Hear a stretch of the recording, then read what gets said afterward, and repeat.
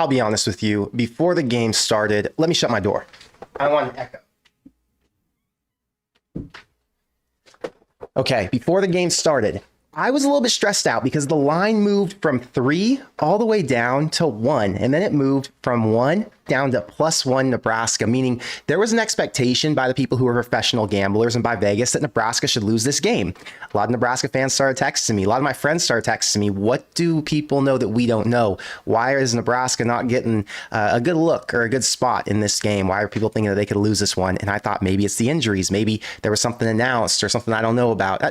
Just all these paranoid things that go in through my head because I'm a Nebraska fan who's a freak about every little detail. And I want to make sure that they win and that I can sit there, drink my water, and enjoy the game peacefully without having, ulterior thoughts in my head that'll make me stress out and go crazy the entire time. Well, the game starts, and all of those negative thoughts that I was trying to avoid having, they came rushing in, and I thought, we fumbled the ball in the opening kickoff. Now the offense can't get anything going. Obviously, the defense looks good. The weather doesn't look good. Can the special teams pick it up if the offense can't score? And I just felt this overwhelming pressure. And I thought, man, Nebraska might actually lose this one. And all the people who were in my ear before the game got to my head. I was texting with some people before the game, obviously Corn Crazed Army members, and they were telling me, hey, this is going to be a no problem game for Nebraska. The defense is going to be so good. Just watch and let it play out. So I chilled out, I watched, and that's what happened. The defense stepped up in a huge way. The offense did not get anything going early on, but what was it? The beginning of the second quarter, and things just started to click. Heinrich Harburg got things going with that big pass. Then you had some good runs. I mean, there were enough things happening positive on offense that we knew that there were going to be scores coming our way. The defense, again, has been the shining star through basically every single game except for Michigan. And this game was I don't want to say a walk-away victory that was just something you could look at and say, they blew them out, or there was never a doubt that they could lose this one. There was a moment where you felt like things could take a shift. We're going to talk about all of it, but there was a moment where you thought things could take a shift with some turnovers and the special teams blunders and everything else happening. And what's that thing that Matt Rhule says? OOU, find out who's one of us. I sent out a tweet during the game and I said this fourth quarter feels like Matt Rhule wanted to find out who is OOU because he's putting Jeff Sims in there. He's giving guys opportunities to carry the ball and not holding on to it. And now with Heinrich Harburg, who's done so well all game, even though Nebraska was struggling in the turnover department, or at least not holding onto the ball well enough, even though they recovered a couple of them, it felt like, we got to find out who can keep their head in it and who can overcome the adversity that obviously you're going to have when you play in Big Ten games, because most of these teams won't quit. Purdue did not quit. Purdue had some talent, and those guys were going to fight it out until the very end, even though I felt pretty good when Nebraska was up, 12 points? I think they were up 12 in the fourth quarter, and it looked like they could mount a comeback. The feelings that I used to have in 2021 or even 2022 when Nebraska would get down and you hit some adversity and you'd think the players aren't going to rebound from this, those feelings never came back. I felt comfortable the entire time. Like I said, in the beginning of the game, I was stressed out, I overthought, and I let it get to me. But once my nerves calmed and Nebraska had a comfortable lead, I felt the way I did against Northwestern, the way I did against Illinois. I felt like Nebraska was in control and they had the mentality to fight through whatever was going to come their way. And again, they did. Emmett Johnson caps it with that big touchdown run. There was never a doubt. And Nebraska's 5-3. Most importantly, they're 1-0. Here, I made this t-shirt. Very nice. Because this is what matters. This is what's important. This is what Matt Rhule talks about, being 1-0. And today they accomplished that goal. I was texting one of my friends. I'm going to get to chat, I promise. I was texting one of my friends during the game. He's a USC fan, kind of an asshole. And he's talking about how Nebraska sucks and how all the nonsense. I get a lot of BS from all these USC fans, right? Because they're obviously in a different position than we are as Nebraska fans. He's like, Nebraska sucks, this, that. And I was like, dude, you realize Nebraska's defense is so strong, they would shut USC down. USC would score, 17? Their offense isn't electric like that. And it made me think, wow, what would happen if Nebraska had a second shot at Colorado? What would happen if they had a second shot at Minnesota? What is this actual team's real-time ranking? Not let's talk about where they fit in the AP poll today, but where does this team rank currently in a power ranking nationally? Nebraska, I think, could be a top 35 team right now. I know. It's ambitious, but they're playing really well. And I know they're not playing great teams, but the Northwestern team who they handled last weekend just beat Maryland. They just beat Maryland, who was a 5-2 team coming into that game. My point is, Nebraska's getting better as the season goes on. I've talked about it before, and I think they're going to continue to progress throughout the season, despite the injuries, despite missing some of their key guys who they had developed over the entire offseason. There are new faces showing up who want to play and who will do whatever it takes to get on the field. And when they do have their moment, they're going to have a breakout play or two. And obviously we saw it today with Jalen Lloyd. Anyway, hi guys. It was a good game. I'm happy. Thank you, Serial, for gifting 10 Corner Craze memberships. Appreciate the support. Evanception, thank you for the $20 super chat. What a weird game. Cold as hell. Fumbles galore. A blocked kick touchdown. A 73-yard pass, which was crazy. 73-yard pass on Heinrich Haarberg's stat line is wild. Somehow less rushing yards than passing. Half the people left at halftime, yet it somehow was louder after that. Oh well, still love a win. That's the bottom line. We love a win. We love going 1-0 because that's what matters. You go 1-0 every week and Nebraska somehow ends up 8 or 9 wins into the season. You're like, wait. What happened? Oh, well, they just went 1-0 9 times. That's how they got here. You'll go 1-0 and you don't overthink all the BS. You don't worry about the nonsense that comes from people like me, and you can do just fine. Anyway. Fumbles galore was, what the hell is going on with that? I wish there was a solution. Go big MF Red. Dash Camera, thank you for the $20 super chat. I like that Corn Craze helmet in there. I heard that it was pretty loud in that stadium today, and I did see on TV that it didn't look that full. Like there were times when they'd show the crowd up in the top or the student section, and it was pretty spotty, which we asked for a winning team. We said, give us a winning team that deserves our attention, that deserves our support. And now we get the winning team that deserves our attention, that deserves our support. And people are leaving at halftime. I mean, I get it. It was cold out today. But I went to that Wisconsin game 9 months ago in November. It was 13 degrees. I made my mom and sister sit there through the entire thing. Had to have blankets and the whole deal. They dealt with it. And that was like negative wind chill. It was freaking cold that day. I know it wasn't that cold out there that day, but yes, go big motherfucking Red. Serial, thank you for the $10 super chat. Here for good vibes only. That's a fact. I can't remember the last time we had a 3-game win streak, and I felt this proud of a Husker team. Regardless of how sloppy it was a 17-point win, and we still have hope. We're still in the fight for the Big Ten West. How beautiful is that to say in October leading into November? You know, the past Octobers, Halloween times, every time we get around Halloween, the Nebraska season would essentially be dead. I would know there's no hope for anything beyond, let's just see if this team can get a little bit better towards the end of the year. It wasn't like, oh, we can still make a bowl game, or, oh, we're still going to compete for the West, or we're still going to, put up a fight and look like a team who's nationally relevant. Right now, they're nationally relevant. Right now, there are things to talk about with this team. There is hope that Matt Rhule can do something he has never done in his first year as a head coach. How good is that to say? Anyway, Serial, thank you for being here for the positive vibes, because I'm here for that too. Rushy, thank you for the $20. I apologize for my super the other week that Haarberg was the man. I don't know what happened to him. He might not be the future, but he's way better than Sims, and we saw that. Also, the refs were terrible all day. GBR. Yeah, refs were bad, but Nebraska got some favorable situations out of that as well. I think there were 2 calls I saw that should have gone against Nebraska, and they didn't. So, fortunately, the reffing balanced out at the end of it. Haarberg is the man. Let's be clear. Haarberg is winning football games. Now, Haarberg isn't an elite QB, but we've talked about it in other shows. We are not going to redefine our expectations for quarterbacks who were not trained or prepared for however long it was that Jeff Sims, Chubba Purdy, and all these other quarterbacks who've come through Nebraska over the past 2 seasons were. He was not expected to be elite. For what I expected, he is the man. Haarberg is doing what he should do. Haarberg is fantastic. Shout out to Heinrich Haarberg leading this team to, what is it, a 5-1 record now? 4-1 record? Wait. 5-1 with Heinrich Haarberg. Yeah, 5-1. So yeah, he's the man. He's got some issues, but it doesn't matter. Nebraska went 1-0. That's what matters. Rushy, thanks for the $20 super chat. Jackson, thank you for the 10. We'll know that Sims isn't seeing the field again after that turnover. He needs to think about where he's transferring next year. Yeah, I don't want to, I feel bad for Jeff Sims. I'm going to be honest with you. Jeff Sims came to Nebraska with extremely high expectations. He had a relatively successful career at Georgia Tech. Relatively. It's Georgia Tech.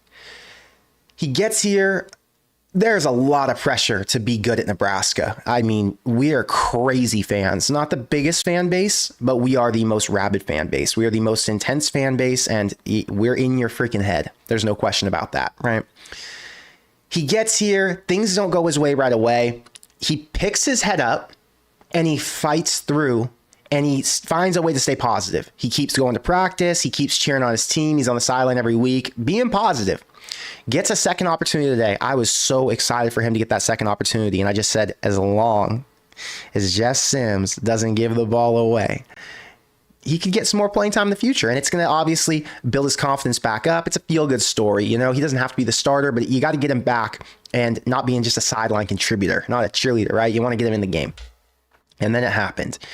And I felt so terrible for him. I didn't feel mad. I didn't feel frustrated or upset. It was just like, damn. Like, I still felt like Nebraska was going to win the game, right? It wasn't like that strip for a touchdown was a big deal for me. I didn't take the under or the over actually today. So I was good. My friend had the under. He was pissed. I just had Nebraska spread. So I was comfortable. But yeah, I feel bad for Jeff Sims. So I don't want to bash him too much. I'm not going to bash him at all. Like I said, there are a lot of positive contributions he's made to this program, to this team. Unfortunately, he wasn't a winning quarterback, and he isn't that good when it comes to protecting the ball. I guess we can say he's not that clutch, right? Because that's the one job he had, was don't fumble. So it sucks. It's unfortunate. Still love Jeff Sims, support Jeff Sims. Hope the best for him. He's a college kid, dude. But Jackson, thank you for the 10. Heroes, thank you for the 5. Thank you for being a member. Maybe we need to start practicing with grease balls to learn how to hold on to the ball. Newsome, game MVP for sure. GBR. Is it Newsome? Is it Tommy Hill? I mean, Tommy Hill had 3 spectacular plays, 2 interceptions, and then 1 on the 2-point conversion where he came down when the quarterback had to turn and throw to his backside. He came down, batted that ball away to stop the 2-point conversion. Again, not a crucial play. Newsome's scoop and score on the field goal block was massive, especially for momentum to really seal it and make us feel good about the game. But Tommy Hill came in. They said he might not play that much or contribute that much because he's been injured. Can't play him both ways now because they're trying to nurse that ankle. And then he comes out and does that. Crypto Badger said on the stream last night, 2 turnovers by the defense or 2 interceptions by the defense. And he was right. He called it. He texted me. He made sure I knew. He called it. Tyler, thank you for being a member. Thank you for the 10. 1-0 every week. Next man up. Get 1% better every day. You know what's interesting? That get 1% better every day thing is actually happening. And it's happening across the entire board. Tristan Alvano was a great representation today and last week of what this team is and what they're becoming and where they're going, okay? Tristan Alvano started off shit. It was like 3 of 7 on field goals, missing nothing field goals, like 30-something yarders, right?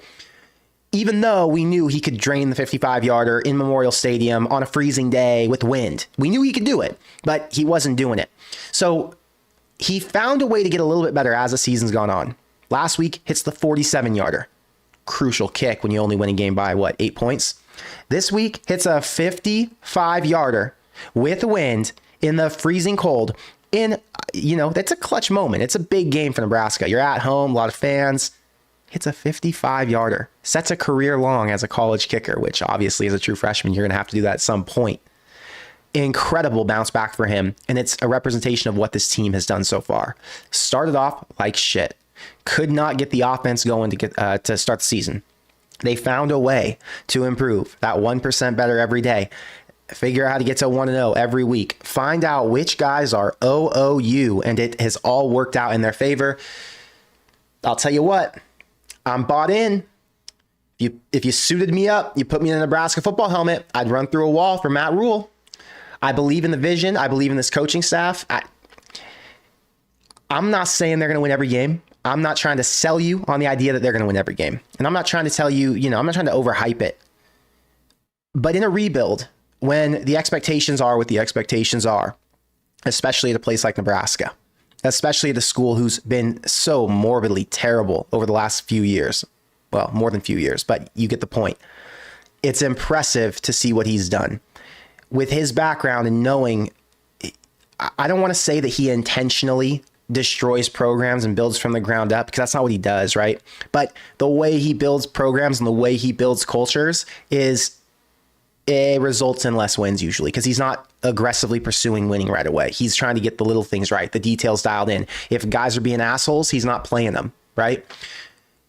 And if they're fumbling the ball, he's not playing them, even though they might be the best players on the field. Heinrich Harburg today got benched for Jeff Sims for fumbling the ball. Deservedly so. I mean, I agreed with that play call, or that position change. Anyway, it's a good day to be a Nebraska fan. Tyler, thanks for being here. Big D, thanks for being a member. Thank you for the 20. Game ball to the black shirts. GBR, let's fucking go. 5-3, first time since 2019. Effing off, awesome. Only one more win in a very long time. We'll be going bowling. GBR, dude. I'll tell you what. Maryland lost to Northwestern. Michigan State lost to Minnesota. Michigan State was already trash. Iowa on bye, but you know, they probably could have lost whoever they played this week too. Wisconsin likely going to lose to Ohio State tonight. Every single game on this schedule is a winnable game. It's not a bold prediction for me to say Nebraska's going bowling this year. It's not going to jinx it by me saying Nebraska's going bowling this year, but it is foreshadowing the future, because Nebraska's going bowling this year. It's going to happen. It feels freaking great. I really hope they play a Colorado, a USC, someone who's a good football team, a good brand. I don't want to play Miami of Ohio or Western Kentucky. I want Nebraska to finish this season and have a momentum defining, win that could lead into next year, or at least a chance to have that win. It would be awesome. I mean, this is the best first year you could ask for out of a head coach, out of a Matt Rhule at least. Special. Craig's, thank you for the $2. Thanks for being a member. Huskers won. Sooners lost. My weekend is set. GBR. Oklahoma, man, they dropped the ball. Quarterback didn't get it going until late. Kansas just has a solid offense. I mean, I really like Kansas, and it's really good to watch what Kansas is doing and see their rebuild. If you want belief and an understanding of what a Nebraska team could look like, coming from nothing and turning into something, Nebraska was never as down bad as Kansas. Nebraska was down bad. Kansas was a whole nother level. They went winless, I think. They went winless or had one win one year. It was terrible. And now Kansas is a 6-2 football team.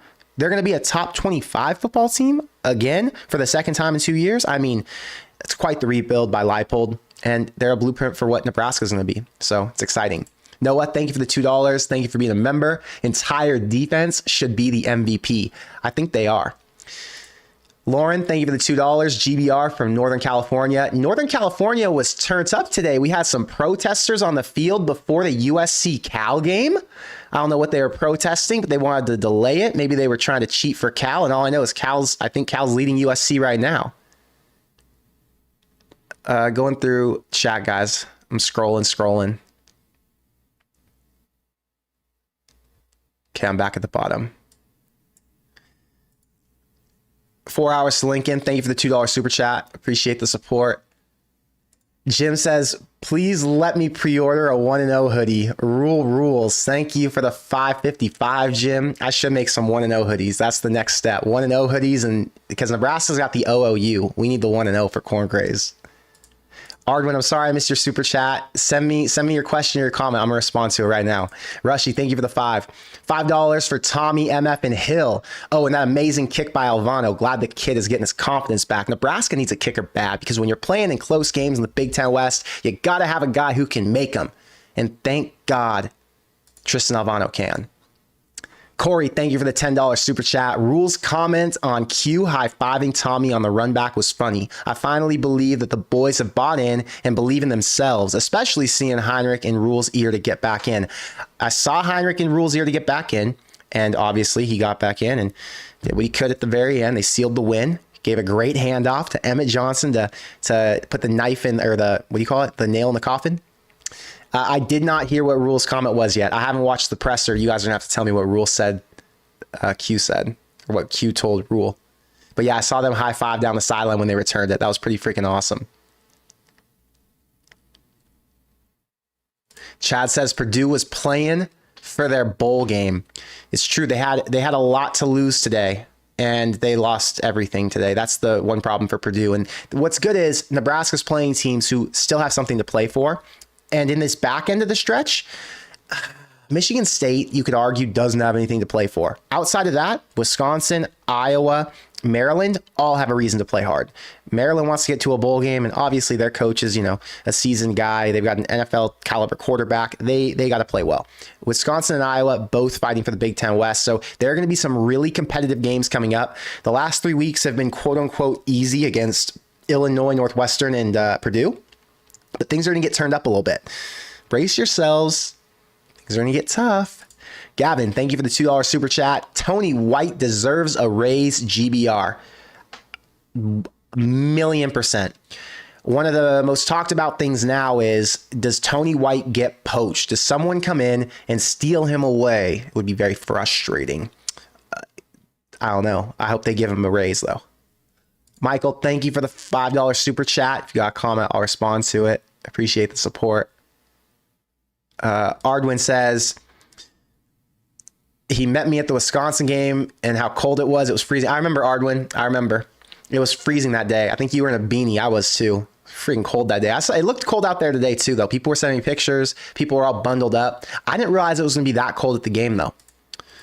Tim, we had 5 turnovers. I didn't get to see the game. 2 off punt returns, 2 by Heinrich, and 1 by Sims. I'm asking. Let's talk about the turnovers.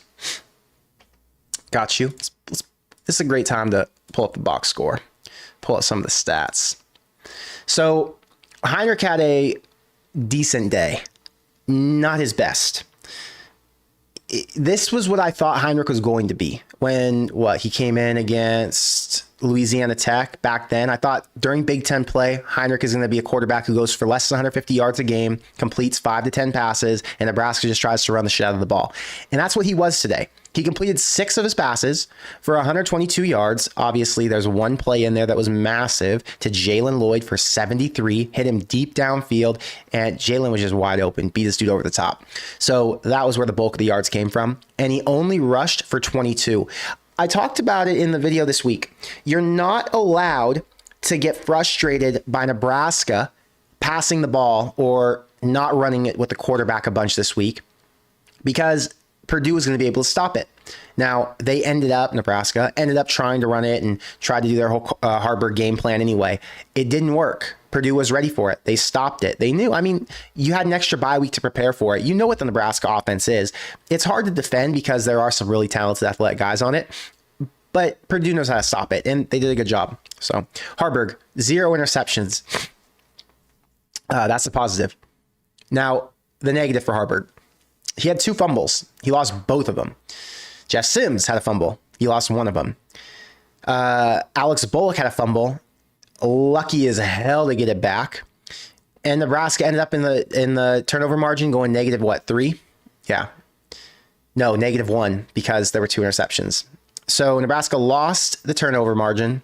They won the time of possession battle, and they won the game. Penalty-wise, Nebraska won in that category too. Nebraska only had 6. Purdue had 8, but Nebraska controlled the ball. They had it for 7 more minutes. So turnovers were tough. They were frustrating. They came and they came fast early. In the beginning, there was a penalty by Justin Evans-Jenkins.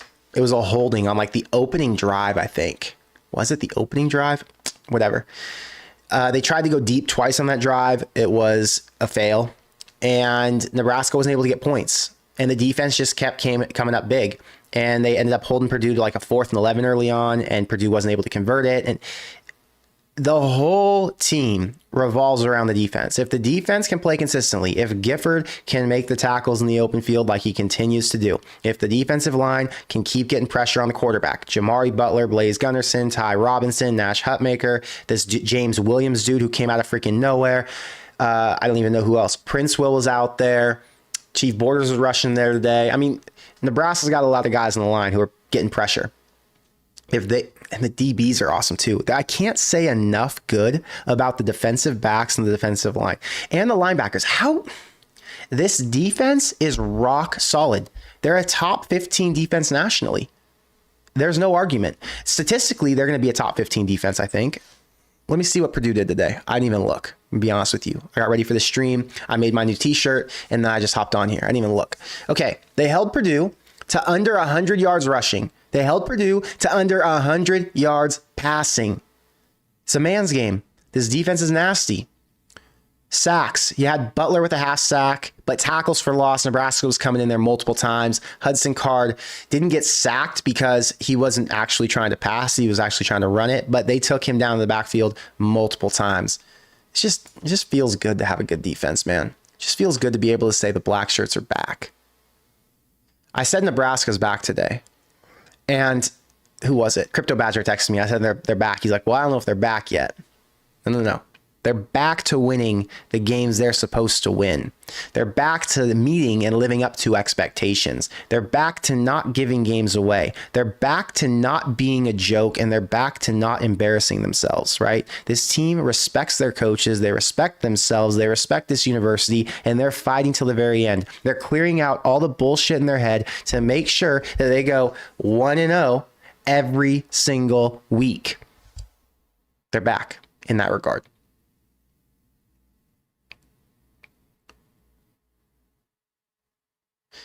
Big D, thank you for the 20 memberships. We appreciate you. Huskerhead says, if I was Lincoln Riley, I would throw the bank at Tony White back to the West Coast, although I would hate it. And I wonder what Nebraska does about Tony White at the end of this year. I don't think that it's negotiable. I think you are in a position where you have to make him your highest paid coordinator. Is there any argument to that? How do you make Satterfield the top paid coordinator? If Satterfield's getting $1 million and Tony White's getting $800K, I don't know the exact numbers. I'm throwing those out just off memory. I don't know if those are accurate, but let's say those are the numbers.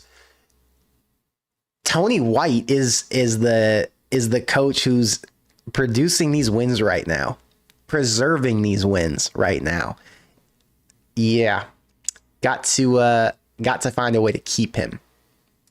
Gordon, thank you for the $2. Husker showed. And it's on now with today. Yeah, it's on now that they can actually run the gauntlet on this back end and potentially win two of these last. Well, I think they can win 3 of these last 4. It's going to be really hard for Nebraska to go 4-0 in these last few games. It's just tough in general to go 4-0 on a stretch like this in the Big Ten, right? 2-2 is a reasonable expectation. I promise you, it's reasonable. Michigan State's not very good. Maryland's average. Iowa is beatable because they're at home. They're beatable either way. And Wisconsin isn't great. So 2-2 is reasonable. You want to get crazy? Nebraska could win 3. Could. I'm not saying they're going to. I'm not trying to sell you too much hope. But when you go to sleep tonight, realize we could be talking about a team that finishes with 8 wins going into their bowl game. Could be. Not going to be. Could be. It's pretty special. Rod says, what a frigid day. Red October, baby, on the Michigan State GBFNR. Thank you for the $20 super chat. Thank you for being a member. I wasn't out there, so I didn't have to feel it, but I know you were. Rod's got his tickets, and I know he's probably freezing out there, and there are a lot of people. It looked like everybody was wearing beanies and big jackets and the whole deal. I would have enjoyed it, though. You guys know I like football weather. I like going to games when the sun's not out all the way, when there's a little bit of chill in the air, when I can sit there and not sweat. I really enjoy those moments. Mr. Meaty, man, I won't lie. This was an ugly win, but I'll take it. This is a game Nebraska would have lost the last few years. Need to stop the turnovers, though. That's the thing. They're fighting through the adversity. They're finding out who's OOU, and they're not losing when they're in the lead. And in the past, they would lose even though they'd be in the lead. LR says this is the first undefeated October for Nebraska in 22 years. Is that true? I didn't know that was a fact. That's pretty incredible. 22 years. That would go back all the way to 2001. God, Nebraska's been down bad for a minute then. Not that I didn't know. Benjamin, thank you for the $10 super chat. Thank you for being a member. Bro, I came to the game with my 2 boys, and man, we finally had an all-around blast at the Husker game. I think we are going bowling, boys. Let's freaking go. It's so much more fun to go to Nebraska games when Nebraska wins. Now, it's fun to go when they don't win, but when you actually get to see a win and there's a lot more positive energy flowing and, it's just better vibes throughout the air, Hell yeah, it's more fun. I haven't been to a Nebraska win in a minute. I'm trying to think the last time I saw Nebraska win a game. God, 2016, I think. I think it was 2016 against Maryland was the last time I watched Nebraska win a game. Riker Fife was the starting quarterback. Tommy Armstrong was sidelined that day. They went to the Music City Bowl a month later, lost that one. One day I'll get to go to a Nebraska win again. Daryl says, on your show last night, I asked about a TD from the special teams, and it happened. Damn, that was awesome. Yo, there were a few of you guys who called some big moments today. Like I said, Crypto Badger called a couple interceptions. Daryl called the touchdown on special teams. I didn't know. It's hard to predict those things, but you knew. Ardwin says, what's the temp where you're at? 73 degrees outside where I am right now. It's a little warm. I got up this morning, took a walk, a little sunny. You know, I woke up this morning, soaked in the sun, went and grabbed some Amazon packages. You know, I'm still trying to tighten things up, finish things off. Placed all my football bets. Had a great day betting, by the way. Like, really, really good day betting. Brother's been positive today. But I came back home. I relaxed. I told you I was stressed out when the game started. And I had to sit there and think, how do I calm myself down and not get too worked up? Because Nebraska can still win this game. I still expect them to win this game. And it's other people, it's other forces that are making me second guess, right? Anyway, I come back in, I'm relaxed, I sit down. My heart's going a little bit because the game's about to start. And I'm watching Kansas. I think it was Kansas, yeah. I was watching Kansas come back against Oklahoma. And I thought, man, if some wacky shit can happen today, like a Kansas upset over Oklahoma, then for sure Purdue could upset Nebraska. And that's when I got in my head, right? But fortunately, everything worked out. Ollie, your message is restricted. Thank you for the $5 super chat, but I can't pop it up on the screen because it says restricted. I don't know why. I'm sorry about that. Jeff, thank you for being a member. Serial says there's currently 4 defensive coordinators that are tied for first for highest paid in college football at $1.9 million. His current pay is $1 million a year. Do you think we throw him up there close to first to keep him? I don't know. I think Nebraska would go up to like 1.3 million, but even that's really high. Where does 1.3 million sit, right? Is that a top 7? Probably. What's this? You said 4 that are tied, that are all paid 1.9. So if he's in 1.3, he's still in the top 10. I mean, I don't know. I have no idea what those numbers are, what they look like, but I do know that Nebraska has to find a way to keep him. The only way that Nebraska can afford to let him leave is if they said, oh, well, you're going to be a head coach somewhere, and he really wanted to be a head coach. Then I would understand it. But you can't let him get poached by another Big Ten team like USC or even an SEC team like Bama or anything like that. Cannot do that. Nebraska needs him. He is a major part of their success right now, and he'll be a reason that Nebraska has a chance to win 10 games next year. Dead ass. High Mountain Guy, thanks for being a member. He says, there is no Big Ten West team that is unbeatable. All are sketchy at best. One of them is getting smashed in the championship game. Hey, it's a fact. I agree with you. But at least they can make it to the championship game, right?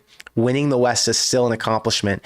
And maybe it wouldn't be as big of an accomplishment for a Wisconsin or an Iowa who has done it so many times before. But for Nebraska, it would mean something. It would mean a lot. Andrew, if I was delusional enough to drink the Kool-Aid when Frost was the coach, I sure as hell am going to drink the Kool-Aid now. We can win out. The defense can get us there. Man, ain't that the truth? I was delusional during the Frost era a little bit, and I believed, and I fought for him, and I fought for that team, and I went to the grave with it, and I got punished for it. And yeah, I'm going to be just as optimistic and just as favorable towards Rhule. David says, Connor, is it just irony that Sims just turns the ball over the moment he gets in? Man, I don't know. It's so sad. It sucks because the pressure was on in that moment. Here's the issue with all these Nebraska players now. The game plan for Purdue's defense and for any defense who Nebraska is going to play against, it always says, go after the ball. 23 is known to fumble it. 21 fumbles, 10 fumbles, 7 fumbles. Any of the offensive players can fumble is what they're telling their guys. So stand them up and strip. Just go super hard at it. It's hard to hold onto the ball when you've got guys who weigh 220 pounds literally fists up punching you as hard as they can to get the ball out. It's freaking hard. So although I understand the frustration of the fumbles, I'm also empathetic towards the players who do fumble it, because they're not sitting there loose with the ball. Like the first fumble by Anthony Grant to start the season against Minnesota, he was doing this shit. Ball was out, wasn't high and tight like Harburg is, right? But when Harburg's holding it high and tight and he's doing everything in his power not to lose it, and his focus is 100% on do not fumble, do not fumble, do not fumble, and then it's stripped away, you know, is it really his fault? Yeah, he takes the blame, but they came after it hard, and it's really hard in a 1v3. Do it yourself. Go get 3 of your friends who are all bigger than you, or at least as big as you. You grab a football and you hold it, and then give them 4 seconds to try and rip the ball away from you. They're probably going to get the ball away from you. It just is what it is. So I'm empathetic is my point.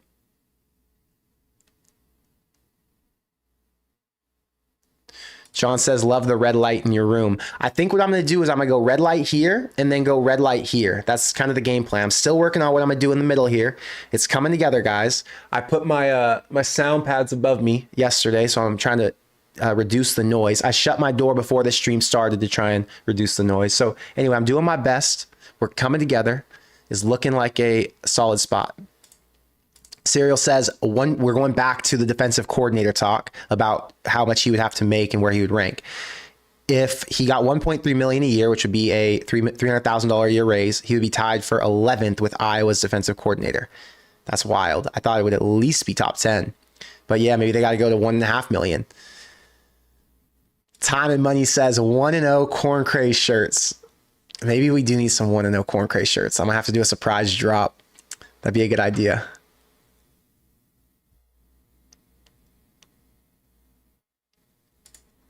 Andrew says, fight for a team you support. After Colorado, I said we could still make a bowl game and got hammered by friends saying no chance. After we are bowl eligible, I cannot wait to remind them. You know, it's so interesting. I was positive and I was up on Nebraska even after the Colorado loss, but it did feel like a bowl game was going to be a long shot. The Michigan game, same thing. I was optimistic and positive, but it did feel like they're going to have to climb an uphill battle to make a bowl game.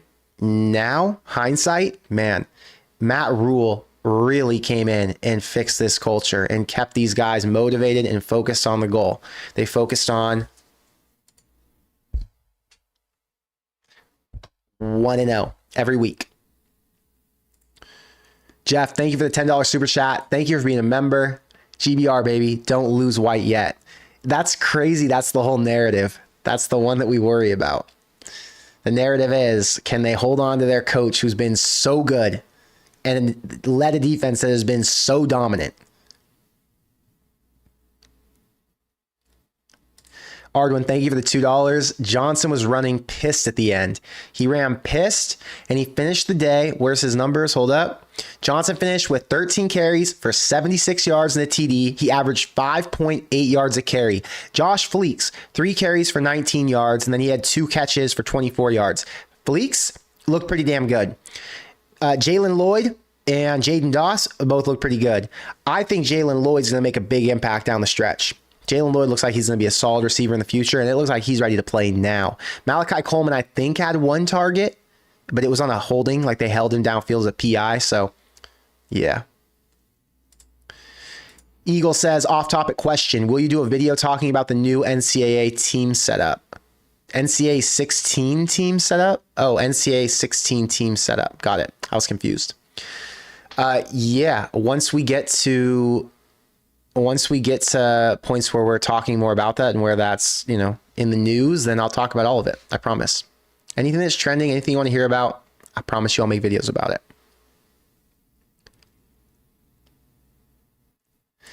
Learn with Z says, make a prediction on the next 4 games. I'm going to give you my prediction right now. Let's pull up Nebraska's schedule. I'm here to give you the truth. I'm never going to lie to you and be honest or not honest with you. I'm not here to just sell you Kool-Aid and sell you bullshit. I'm here to tell you what I actually think. I'm not here to just hype you up.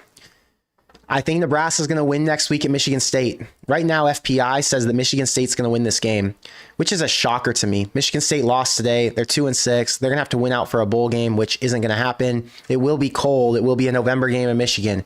It will be tough to win there. But Michigan State's not a good football team. And Nebraska should win this. Even if it's only by 3, I'm saying this is a win. Nebraska gets Maryland at home. Right now, Maryland's a heavy favorite according to FPI. If Nebraska beats Michigan State, I don't see how you make them a dog in this game. I think Nebraska's going to be another home favorite. I think these are both games where Nebraska will be the favorite. I think Nebraska's going to beat Maryland as well at home. Then they go on the road to Wisconsin. I'm conflicted here. Look at that. They really think Wisconsin's going to win this game. A lot of what happens tonight against Ohio State is going to dictate how I think Wisconsin's going to fare for the rest of the season. However, right now, I'm going to say Nebraska loses that game because going on a 5-game win streak and then going on the road to Wisconsin in November 18th, and this could be a night game. It's going to be very cold. Wisconsin is going to want to win this game because they are going to be in contention for the Big Ten West still. Let's see their schedule. They're going to lose this week, but they get games against Indiana and Northwestern, which are both winnable games. Their season is still very alive at that point. I'm going to say it's a Wisconsin loss. I hate saying it, but I think it would be. That would make Nebraska 7-3 with a chance. No, wait. That would make Nebraska 5-6. Yes, 7-4. Nebraska will be 7-4 in their final game at home against Iowa. Iowa is so tricky because at the end of the year, both teams are so depleted and so defeated. They're injured, they're banged up, but this game could mean a lot because Iowa could be fighting for the right to go to the Big Ten championship game. And if that's the case, Nebraska's going to be motivated as well because they hate Iowa. They're going to want to keep that Heroes Trophy. I'm going to say Nebraska wins this game. I told you, I wouldn't try to sell you Kool-Aid, but I dead ass think Nebraska's going to finish this year with only 1 loss. So we'll see. Lance, thank you for the $2 super chat. CFB Trafficker, it's a 9 a.m. start time for me. 9 a.m. start time in California. I have to wake up early. You guys don't. You guys get to wake up at 11 a.m. or 12 a.m. or 12 p.m. on the East Coast. But yeah, I wake up at 8:30 for those morning games to get myself mentally prepared. BC says Harburg showed a lot of improvement this game by making a few good pass plays and even pitching on the option. He will only get better. So he only completed 6 passes, but the throws he did make looked pretty good. One of them was to Thomas Fedoni. It was a great play call in the end zone. It was like a 5-yard pass, but it went for a score. The other play was downfield to Jalen Lloyd. Fantastic. There were a few. There were only 6 completions, but it was still positive. I did like him on the option plays when he was pitching it. I did like his reads, and I thought he pitched it at the right time. I thought he waited and baited the defensive end or the linebacker who was pressuring him, and they had some positive gains off that. And they have these past couple weeks. He's gotten better at pitching. So, again, Harburg is good at what Harburg knows how to do. Harburg isn't a great passer, but it doesn't matter because he wasn't expected to be. He was expected to be a really good runner, and he has lived up to the hype.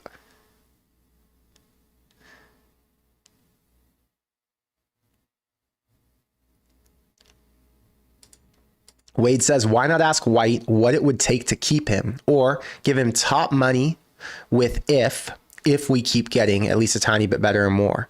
You know, I don't know how all that works. I don't know how it works to try and keep Tony White. I don't know what kind of offers they have to make him.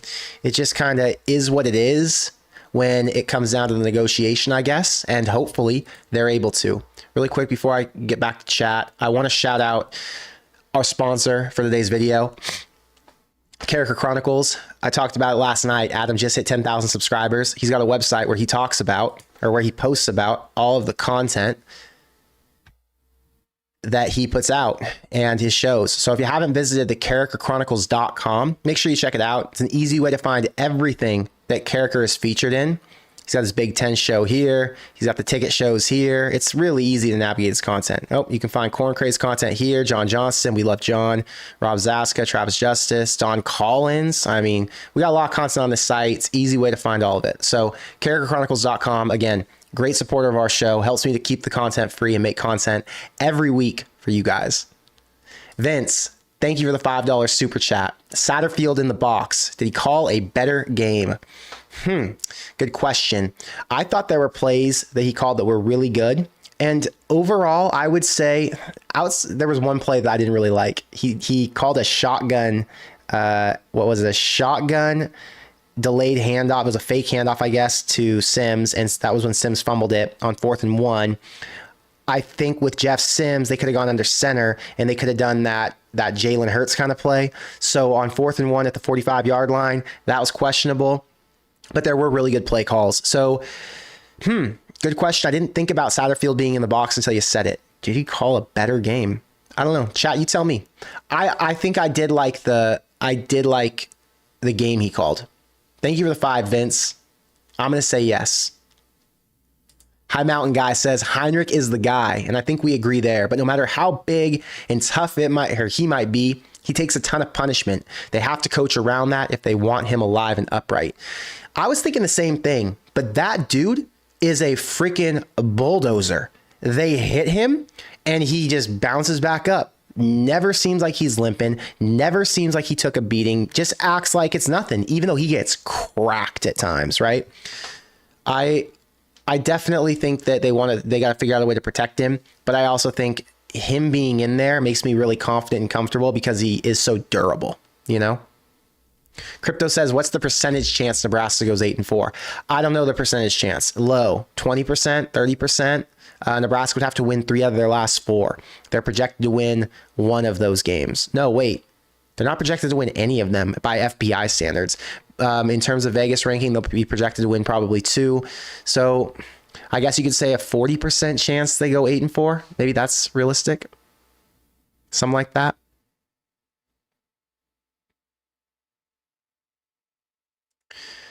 Josh said that Satterfield in the box was a better game call, or was calling the game better from there, but it would have been better if Heinrich was passing it better because he didn't pass that well. And he didn't pass it that often, it didn't seem like. He only threw it 11 times. And Heroes, I don't mean Jalen Hurts play like push from behind. I mean just like load up and drive forward. Donnie says 55-yard field goal. When was the last time they've had that, or you've heard that? 09. Was 09 the last time? It does feel like a long time since a 55-yarder, but I don't know when. I'd have to look that up. Serial says, I feel like Heinrich is extremely healthy because he basically didn't even practice until this year. Well, to be fair, none of the quarterbacks really got hurt in practice, right? None of them took a beating or got hit that hard. I just think Heinrich's really durable. He's a big dude. He's like 235 pounds. It's insane. Ethan says, instead of putting Sims in, they should have given Purdy a chance. Yeah, interesting. Don't know why they didn't. Thought they would have, but Purdy has just seen the sideline this year, and they aren't putting him in. I don't know, man. I don't know why Purdy hasn't gone in at all, but it's going to be pretty interesting to see what happens in the portal this year, and it's going to be interesting to see which quarterbacks are here next year and competing. But we're a long way away from that. We've still got a lot of season left, which is fun and exciting. Brad, thanks for being a member. Thanks for the 20. I just listened to Rhule. He expects this team to produce, i.e. get 4th and 1 and hit field goals. I expect that too. I love his expectations, and I think this team does too. The Kool-Aid tastes good. Tell you what, I have been drinking Kool-Aid. I have been selling myself so high on this team. I have to limit how excited I get because, you know, I talk to you guys all the time, and if I get too excited, you might get too excited, and I don't want to do that. I want to make sure that we keep it reasonable over here. But the reality is that this is a good football team. My friend Kyle texted me today. He's the USC fan. Nebraska is not good. I'm not going to argue over bad football. They lost to Michigan by this much. I don't care. Nebraska is good. Nebraska is a top 35 team in the country right now. Power rating right now, Nebraska is a top 35 team. Argue with a wall. No, argue with me. What's up? I'll debate that. Ardwin says, is the Purdy thing a red shirt thing if we haven't burned it already? I don't know. I don't think it's a red shirt thing. I just think that they trusted Sims more as the backup today. And yeah. Sims didn't get it done, unfortunately.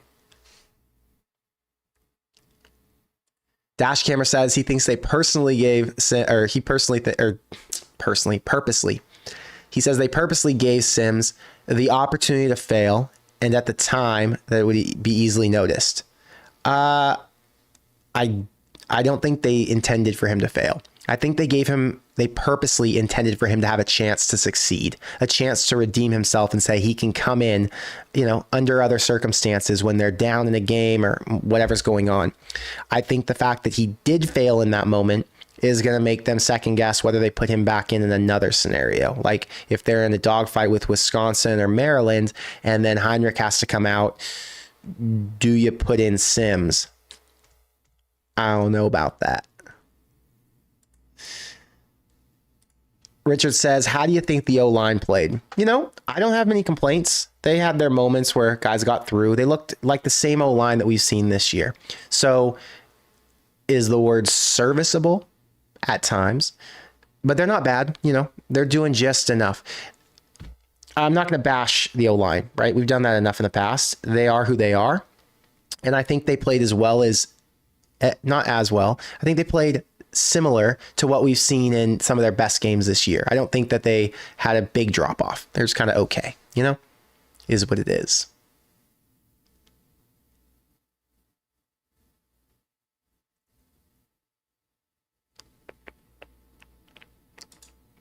Relic says you have to expect blowouts from top 10 teams. We're not even ranked, maybe by the end of the year. Yeah, and that's why I don't judge Nebraska based off their Michigan loss. I just couldn't care less about that. There are a lot of teams who would lose to Michigan that exact same way. Living in Omaha, David says, does Sims see the field again this year?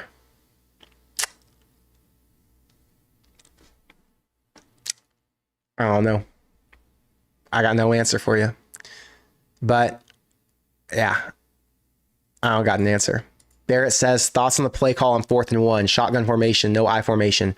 Questionable, weird, didn't understand it. Thought we'd go I formation. Thought they'd try to sneak it right up the middle when you got a quarterback who's like 6'3" or 6'4", whatever he is, just try and get him to lunge through.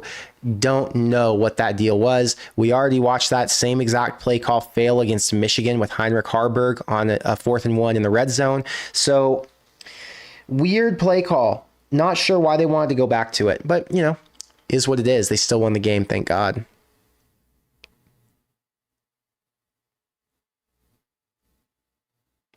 And Relic says, Sims may see the field, but not as a QB. I don't know. I don't think Sims will see the field in any position other than QB, personally, but anything can happen. Guys, there's still football on today, and I'd like to watch it. I'm really glad that we got to watch a win today. I'm really glad that you guys all came in and we all get to have a positive vibe and positive energy. It's fun to talk about winning games. It's fun to talk about games that aren't games where we want to bash our head through a wall, because it feels like there have been a lot of reactions to games where I did want to put my head through a wall. And it's just nice to have a different, vibe, and for you to get to see a different side of me, a side of me that doesn't have as many wrinkles on my face, a side of me that isn't sweating or stressed out, a side of me that can make 1-0 shirts because they went 1-0 today, Anyway, Nebraska went 1-0 today. They're 5-3 overall. A win's a win. I feel great about next week. And most important of all, thank you to everybody who came here today. I can't wait to make a video this week because it's all positive and good energy. So again, go Big Red, and I will see you on Monday or Tuesday. Peace out.